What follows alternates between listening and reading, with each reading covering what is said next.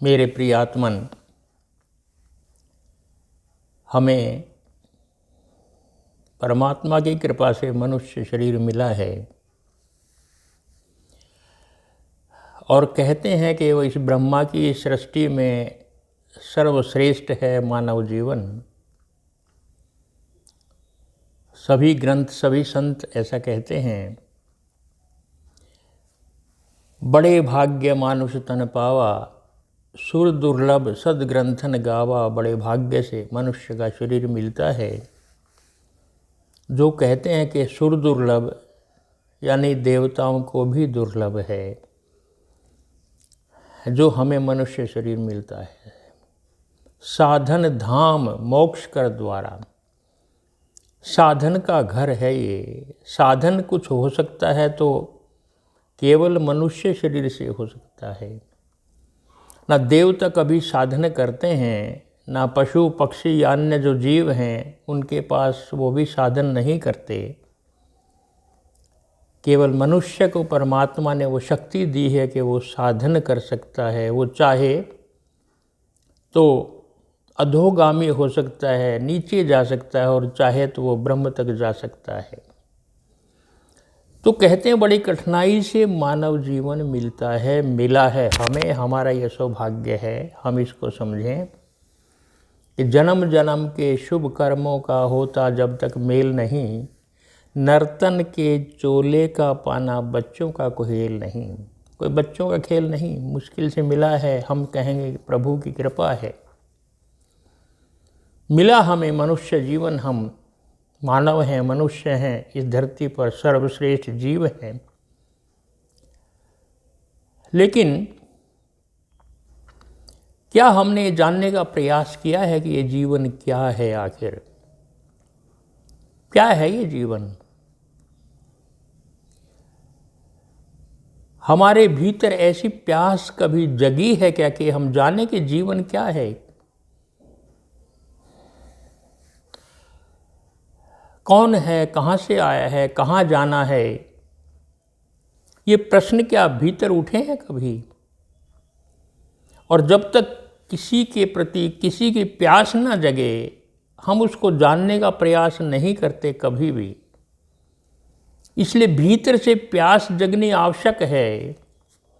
भीतर इतनी आकांक्षा जगे, इतनी तड़प उठे, इतनी जलती अतृप्ति हो, असंतोष हो जीवन अपने प्रति कि मैं हूँ लेकिन मैं जानता नहीं मैं कौन हूँ। ये जीवन मिला है पर जीवन क्या है? भीतर प्रश्न चुभें, तीव्र ज्वाला उठे इस बात की, क्या मैं जानता हूँ? क्या ये 5 तत्व से मिला हुआ जो पुतला है, जो आया है और फिर चला जाएगा, क्या यही जीवन है? क्या हम इससे संतुष्ट हैं? ये एक बहुत गहरी प्यास चाहिए इसके लिए, बहुत असंतुष्टि चाहिए। सत्य की खोज इतनी आसान नहीं होती। सत्य की खोज के लिए सब कुछ समर्पित करना पड़ता है, मिटाना पड़ता है। तो हमें ये भीतर से ऐसी असंतुष्टि चाहिए कि जीवन जैसा है क्या वो ठीक है? वो श्रेष्ठ है, सर्वश्रेष्ठ है। तो क्यों सर्वश्रेष्ठ? आखिर क्या कारण है? क्यों कहते हैं सभी संत सभी ग्रंथ के सर्वश्रेष्ठ है? क्यों सर्वश्रेष्ठ है? क्या कारण है? क्या हमें इसकी असंतुष्टि हुई है या हम संतुष्ट? अगर संतुष्ट हैं, जो जैसे हैं वैसे हैं, तो फिर आवश्यकता नहीं है कुछ खोज करने की। जैसे आए हैं, बार बार आते हैं, बार बार जाते रहेंगे। पुनरपि जननम पुनरपि मरणम पुनरपि जननी जठरे शयनम। बार बार माँ के गर्भ में आना, फिर जाना, फिर पुनः आना, यही जीवन है। मनुष्य का जन्म जीवन नहीं है, जन्म जन्म है, उसको जीवन बनाना पड़ता है। जन्म और मृत्यु जीवन की 2 बिंदु हैं। उनके बीच में जीवन, वो भी जीवन तब है जब हम जानेंगे जीवन है क्या आखिर। क्यों श्रेष्ठ है? क्या हमने जान लिया? अगर नहीं जाना तो क्या जानने के भीतर से प्यास जगी है कि हम जाने कि जीवन क्या है? उसके लिए एक तृप्ति चाहिए, एक ज्वाला चाहिए भीतर से कि मैं जानूं मैं कौन हूं, कि जीवन क्या है वो चाहिए। क्या हम जो हैं उससे असंतुष्ट हैं? नहीं, ऐसा लगता नहीं है। आप बहुत से कहेंगे कि हम तो असंतुष्ट हैं, संतोष है ही नहीं हमें। नहीं, ऐसा नहीं है। वास्तव में हम जीवन से असंतुष्ट नहीं हैं। जीवन में जो वस्तुएं प्राप्त होती हैं उनसे असंतुष्ट हैं। जितना धन मिला है वो कम है, असंतुष्टि है, और चाहिए। जो पद मिला है वो कम है, कुछ और चाहिए, यश और चाहिए, नाम और चाहिए। यानी सांसारिक जो वस्तुएं हैं, जो भी हमारे पास है वो कम है, उनसे असंतुष्टि है, उनसे हम संतुष्ट नहीं हैं, वो तो और चाहिए। लेकिन जीवन क्या, जो मुझे जीवन मिला है मैं उससे असंतुष्ट हूँ बिना जाने, ये चाहिए। वस्तुओं से असंतुष्ट है वो हम सब जानते हैं, लेकिन जैसा जीवन मिला है, जो कहते हैं अनमोल है, क्या ऐसा है? उसके लिए जो भीतर प्यास चाहिए, क्या हमारे पास वो प्यास है? और असली बात यह है कि हम जितनी सारी शक्तियां हैं, वस्तुओं के प्रति जो असंतोष है जो हमें मिली है, हम सारी शक्ति उनमें खर्च कर देते हैं। जीवन के प्रति असंतोष की शक्ति ही हमारे में रह नहीं जाती है।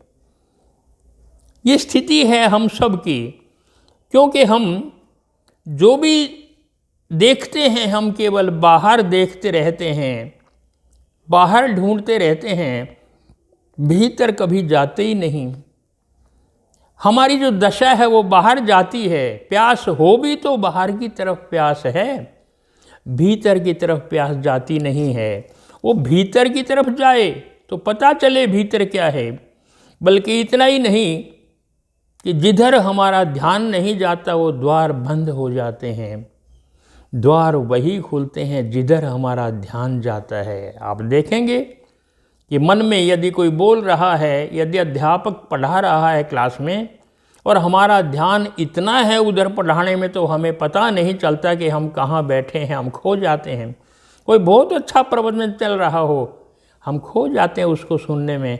पास से चाहे रेल गुजर जाए, चाहे बस गुजर जाए, हमें सुनाई नहीं देता।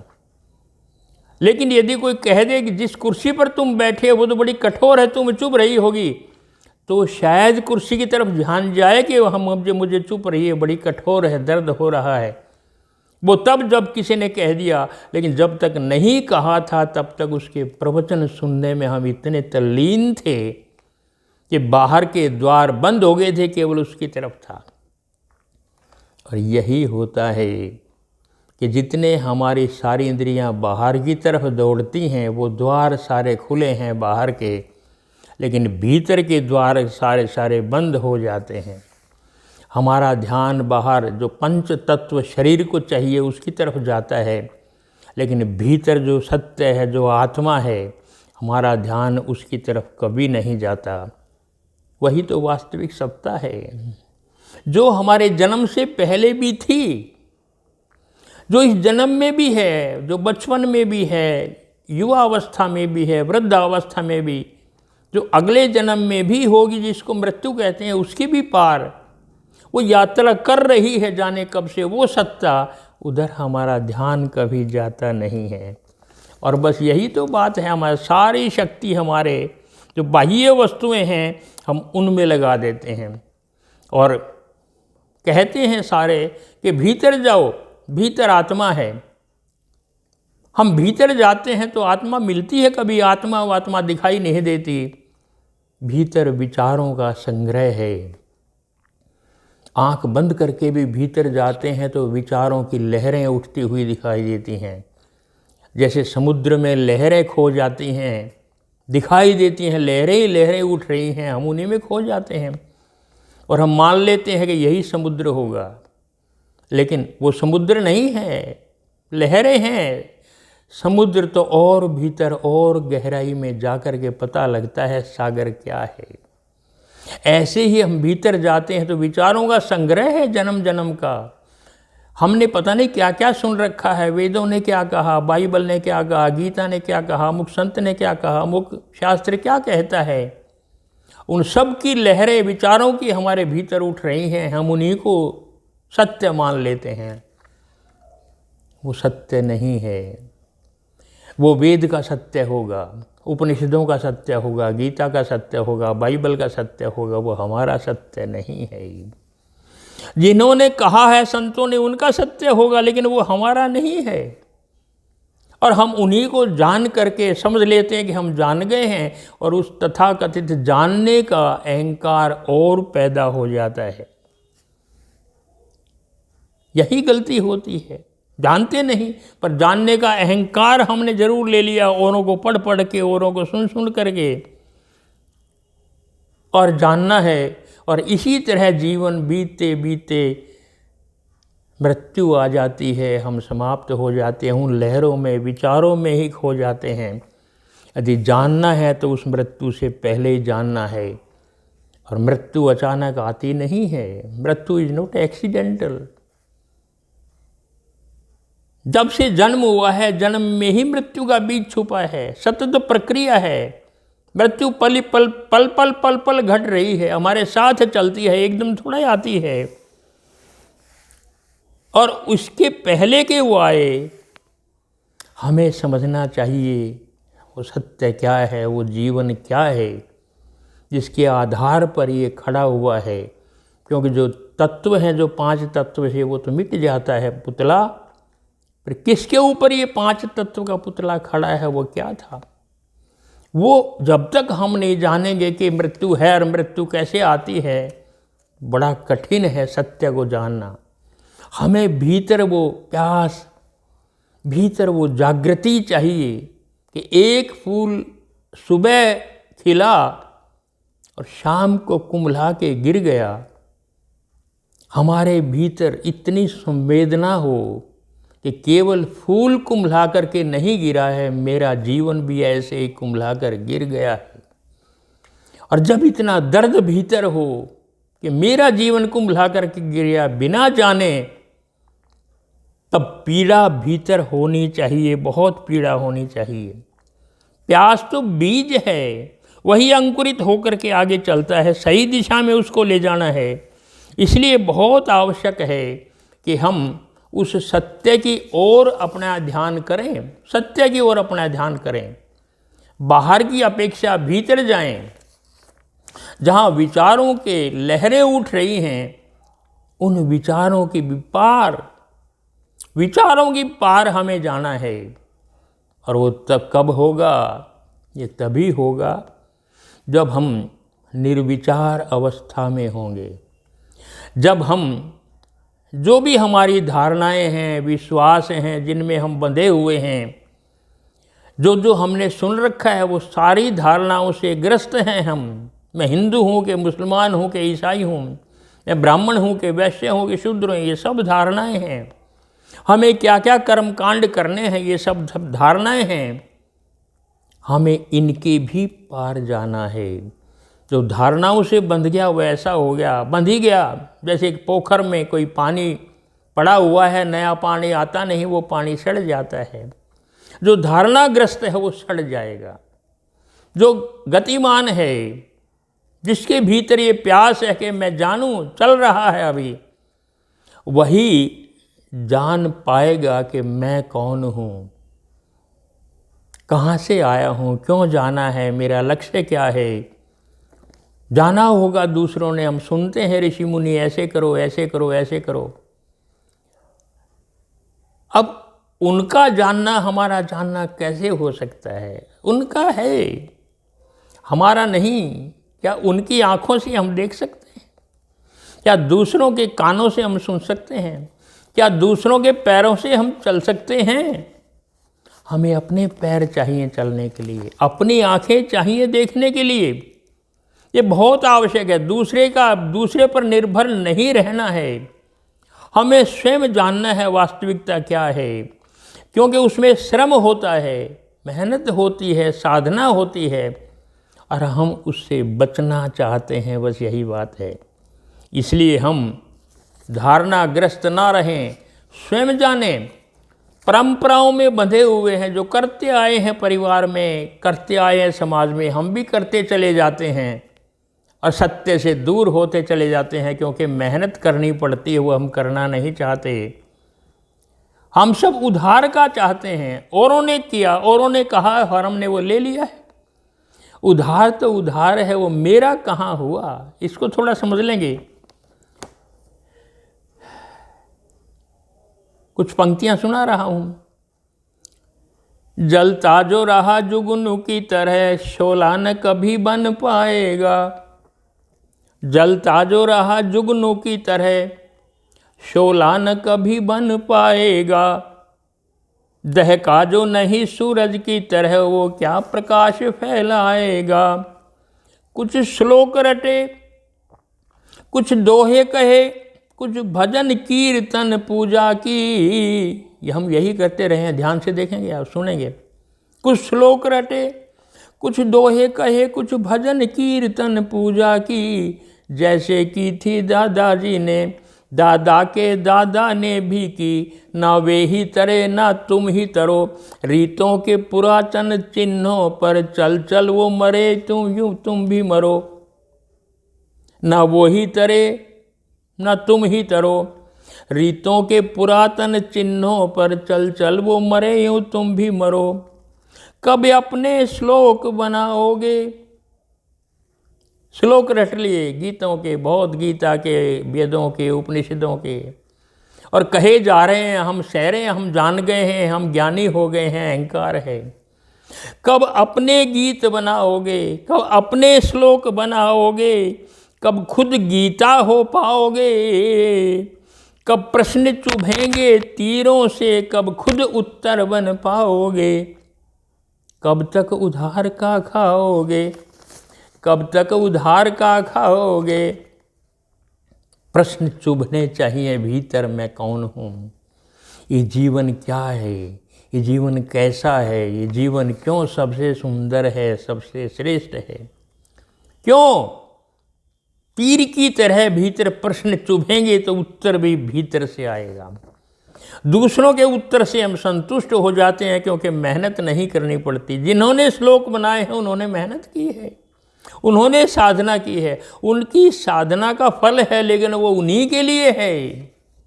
जिनकी आंखें खुली हैं उन्होंने देखा है, हम नहीं देख पाए, हमें अपनी आंखों से देखना पड़ेगा, ये बहुत आवश्यक है। जितना हम दूसरों पर श्रद्धा करते हैं, वो भीतर एक संदेह पड़ा रहता है।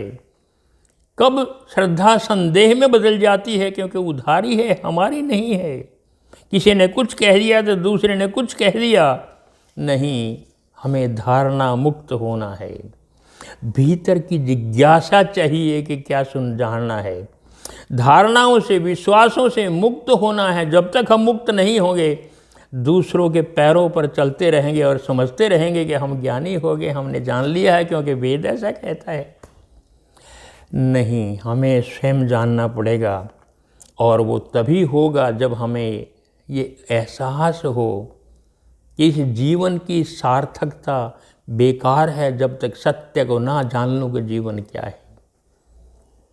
कहते होंगे जीवन बड़ा अनमोल है, लेकिन मेरे लिए तब होगा जब मुझे पता लगेगा कि अनमोल है। नहीं तो इसकी सार्थकता क्या है। सार्थकता तभी होगी जब भीतर अभी है संतुष्ट, ज्वाला जले भीतर ज़बरदस्त जानने की।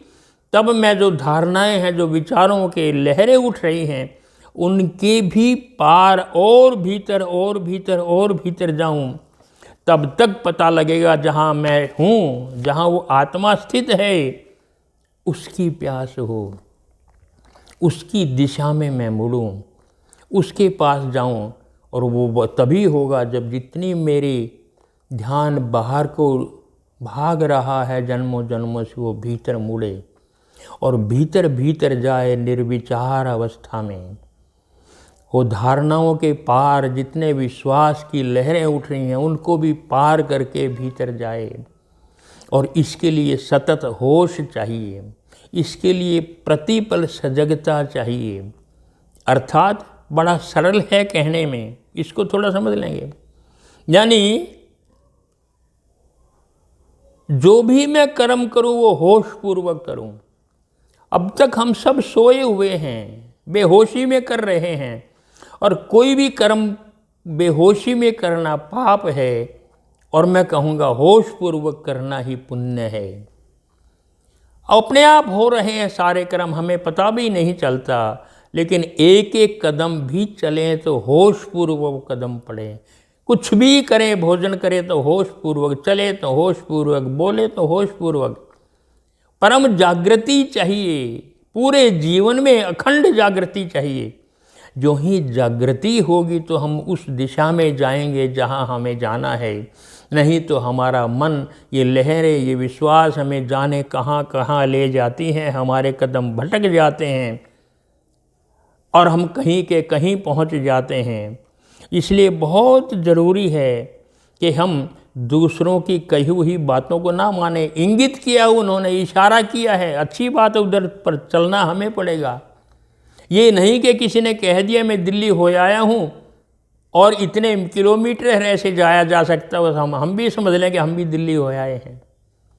हमें स्वयं जाना पड़ेगा, हमें अपने पैरों से चलना पड़ेगा, हमें स्वयं जानना पड़ेगा दिल्ली क्या है। और उसके लिए विश्वास नहीं, विवेक चाहिए। औरों के विचार नहीं, अपने अपने विचार। निर्विचार में जो ही जाएंगे, निर्विचार के पार, वहाँ होश है, वहाँ सजगता है, वहाँ ध्यान है। और इसी को ध्यान कहते हैं कि विचारों के सागर की लहरों को पार करके, विचारों के भी पार वहाँ हम जाते जाएं, जाते जाएं। और प्रत्येक पल जागें, प्रत्येक कर्म होश पूर्वक करें, यही साधना है अखंड। ये नहीं कि कभी कर लिया और कभी नहीं। कोई मंदिर में सत्य का नहीं मिलता, न मस्जिद में सत्य रखा है, न चर्च में सत्य है। लोग यही समझ लेते हैं, इसी को धर्म समझ लेते हैं कि गीता के 4 पन्ने खोले, पढ़ लिए, मैंने आज धर्म कर लिया है। थोड़ी रामायण पढ़ी और गाई और बस मैंने आज मैं धार्मिक हो गया हूँ, आध्यात्मिक हो गया हूँ। इससे कोई संबंध नहीं है आध्यात्मिकता का, धार्मिकता का। ये तो सभी कर रहे हैं। जैसे की थी दादाजी ने, दादा के दादा ने भी की। न वे ही तरे न तुम ही तरो, रीतों के पुरातन चिन्हों पर चल चल वो मरे यूं तुम भी मरो। कब अपने गीत बनाओगे, कब गीत बनाओगे, कब भीतर से फूटेंगे वो गीत। जितने प्रश्न भीतर चुभेंगे तब भीतर से गीत आएगा, भीतर से उत्तर आएगा। औरों के ऊपर, उत्तरों के ऊपर निर्भर नहीं रहना है। वो हमें दिशा निर्देश दे सकते हैं, पर प्यास भीतर से इतनी हो कि बुद्ध को क्या कमी थी, गौतम बुद्ध को सभी कुछ था, राजा के पुत्र थे, लेकिन जीवन के प्रति अविश्वास, अतृप्ति कि नहीं जीवन क्या है मुझे जानना है।